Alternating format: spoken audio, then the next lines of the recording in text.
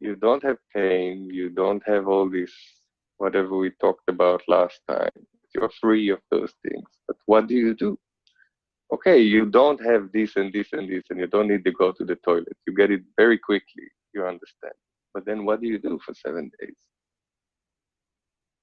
How do you communicate with the people that love you and are now crying or sad after you left? How do you tell them that it's okay, that you're okay? Because you are okay. So some spirits, some souls that want to really connect, according to the stories I heard and the things I saw in my life from the time after people passed away, is that they can show themselves through a butterfly or through something that is close enough to you so you would say, I'm feeling the presence of this soul, it's not a mistake, I'm really feeling it. The sensitive people really feel all of a sudden a wave of warmth, of love, of all the things that we long for, especially with a father or with a brother. And then when they travel, according to the book of Michael Newton, they arrive this dimension after 7 days they leave. And in this dimension, they go through purification. It doesn't matter if it's wind or fire and all the myths of the Greeks and the Tibetan, that first you are frozen or first you're going through fire and water and all the elements.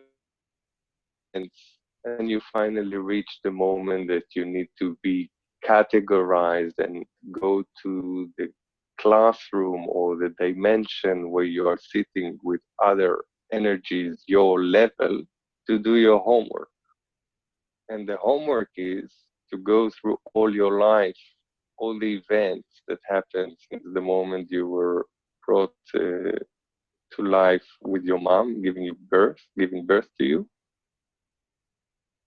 And you go through all the events that happened since, and it's not a lot because it's only 80 years of life. So it may look to you a lot now when you're trying to remember whatever you had in this life and you're still young. But if you have eternal time to do this homework, so you're not rushing anywhere, you're just doing it because there is nothing else to do. Your energy. But then it gets tricky.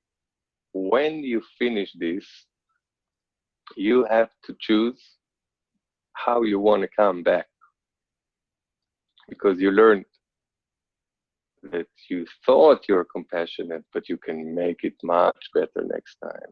You thought you are a loving father, but you I made mistakes here and I made mistakes there. I need to make it better next time if I'm going to be a father, or maybe I'm going to be a mother next time. So I can do it from the other side. And then you get to the moment that they offer you where you can be born if you want to come back. When you're ready to come back, that what do you want to be? And there are many couples all the time that make love and get pregnant in the world. So you always have a variety of choices that you have to go into one of those babies.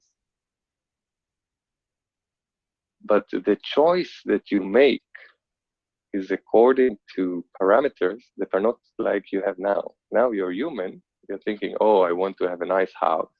I want to be born in a country that is not too hot and not too cold. I want to choose a place because you think like a human. But the soul is thinking, I want to learn compassion. I was failing the last life because I was too comfortable and I became greedy and I got lost. I got just following the money and I didn't even care about other people and I did not use compassion enough. But this time, I want to be a poor kid in Africa in a village that the brother is starving and I'm going to go and bring water from the well. I'm going to walk every day like a kilometer to bring water to my brother because I need to learn compassion. Even if I'm going to die out of malaria when I'm 11. But these 11 years can give the soul enough experience that is enough. Then you die. You don't need any more this cycle. Every cycle is one thing.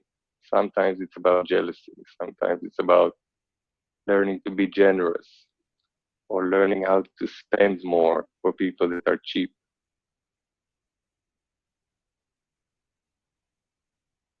And I suddenly remembered the story of the soul because my dad departed. I was talking to him because he was present. I was telling him things I could not say when he was alive. And it's weird that we cannot say to the people that really love us what we really think about them because we don't want to hurt them. And then we end up not saying the very important things that we want to say. You find yourself as a teenager confronting your parents, confronting authority. Then when it comes to love, it's like you're very vulnerable and you don't want to say, hey, I love you because it means you're soft. You want to be tough, you know. They told you to stay home, you want to go out. They told you not to drive, you want to drive. You know, it's like love is something else. Love is for the girlfriend. Love is for the brother, you know, for the Beatles. You know? But the parents is always the. That's why we come back to love them when they are old. If we do, we can say it when they are old because they become so weak and dependent that when you come to visit them, they. I wish it would be different, and I hope it's different between you and your child. That you tell him you love him, and he tells you he loves you. It's an amazing thing. We didn't share so much when we were kids.